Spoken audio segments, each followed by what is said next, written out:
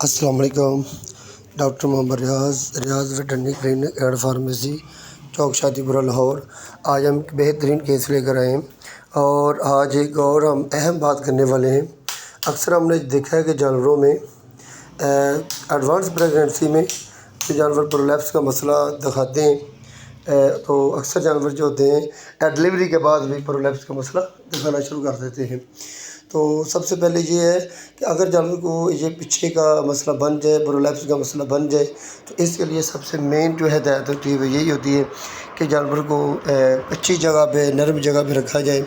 اینٹوں والے سولنگ اور فرش وغیرہ میں نہ باندھا جائے، کیونکہ ایسا کرنے سے جب جانور کو یورن کرنے کے لیے جب جانور زور لگاتا ہے تو وجائنا جو ہوتی ہے،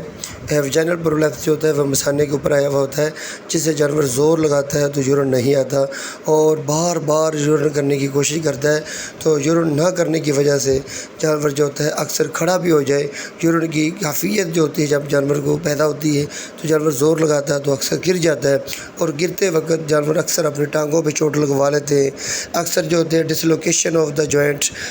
یا پھر فریکچر کرنے کا خطرہ ہو سکتا ہے، یا پھر ہلکی سی چوٹ لگنے کا بھی خطرہ ہو سکتا ہے۔ تو ایسے ہی یہ بھینس کے ساتھ بھی ہوا ہے، جبکہ یہ بھینس نے ویجینل پرولیپس کا مسئلہ تقریباً 2 سے 3 گھنٹے پہلے کیا تھا، تو یہ پرولیپس کی پرابلم کی وجہ سے یہ پرولیپس دیکھیں اتنا زیادہ بھی نہیں ہے پرولیپس، تو جب یہ زور لگاتی ہے تو یہ پرولیپس کا حصہ جو ہے ویجینا کے اوپر مثانے کے اوپر آ جاتا ہے، تو مثانے کے اوپر جب آتا ہے تو جانور بار بار زور لگاتا ہے، بار بار زور لگاتا ہے، لیکن یورن نہیں آتا، تو یورن نہ کرنے کی وجہ سے جب گرتا ہے تو چوٹ لگ جاتی ہے۔ یہ جو بھینس ہے یہ گری اور اس کا جو شولڈر جوائنٹ ہے، یہ اس کے شولڈر جوائنٹ پہ چوٹ لگ گئی، تو ساتھ ہی یہ یعنی کہ سوزش اور درد، اور اس کے ساتھ ساتھ جب جانور چلتی تو گرتی، اور اس کے ساتھ ساتھ لنگڑا پن کا مکمل طور پر پاؤں کا ایک سائڈ پہ یعنی کہ ٹیڑھا ہو جانا، اور ٹانگ جو ہے دوسری ٹانگ سے لمبی ہو جانا، یہ ساری کی ساری علامات جو ہوتی ہے ڈسلوکیشن آف دا شولڈر جوائنٹ کی علامات میں شامل ہوتا ہے۔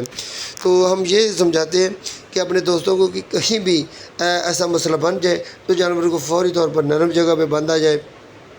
اور کوشش کریں کہ جانور کو کھڑا رکھیں۔ اگر کھڑا جانور نہ بھی رہ سکے تو کوشش کریں جانور کو چلاتے پھراتے رہیں، اور اکثر ہم نے دیکھا کہ جانور جب کھڑے ہوتے ہیں تو ڈنڈے کے ساتھ یا لڑائی یعنی کہ ڈرانے کی یعنی کہ صورت سے جانور کو کتنی دیر تک کھڑا کیا جا سکتا ہے۔ اگر جانور کھڑا نہ رہ سکے تو فوراً ڈاکٹر سے رابطہ کریں۔ ڈاکٹر صاحب جب آئیں تو لیگنو کی انجیکشن سب سے پہلے لگائیں، پھر یورین وغیرہ نکالیں۔ اکثر ہم نے دیکھا کہ ڈاکٹر آتے ہیں تو جانور کے پرولیپس کو پانی سے واش بھی نہیں کرتے، فوراً یورین نکالنا شروع کر دیتے ہیں۔ جب یورین نکالنے کے لیے پرولیپس کو اوپر اٹھاتے ہیں تو جانور جو ہوتا ہے ایک دم زور لگاتا ہے، تو اکثر جانور جو ہوتا ہے پچھلی بیک سائڈ پہ گر جاتا ہے۔ بیک سائڈ سے گرنے سے تو اکثر ہم نے دیکھا کہ پرولیپس جو ہوتا ہے وہ نیچے آ جاتا ہے، تو نیچے جو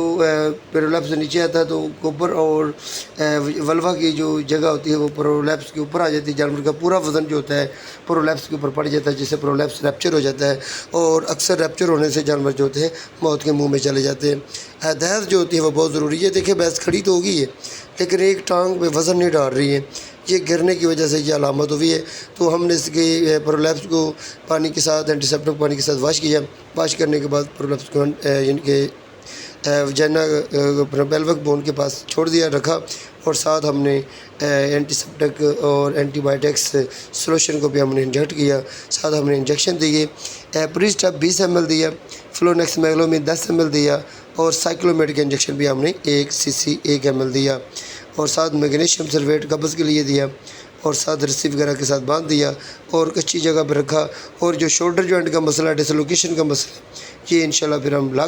اس کی ویڈیو بنائیں گے اور اس کا مکمل طور پہ دکھائیں گے کہ یہ ہم کیسے ڈسلوکیشن شولڈر جوائنٹ کو ہم کیسے ہینڈل کرتے ہیں، جوڑ کو کیسے چڑھاتے ہیں۔ یہ چڑھانے کے بعد پھر ہم انشاءاللہ ویڈیو اپلوڈ کریں گے۔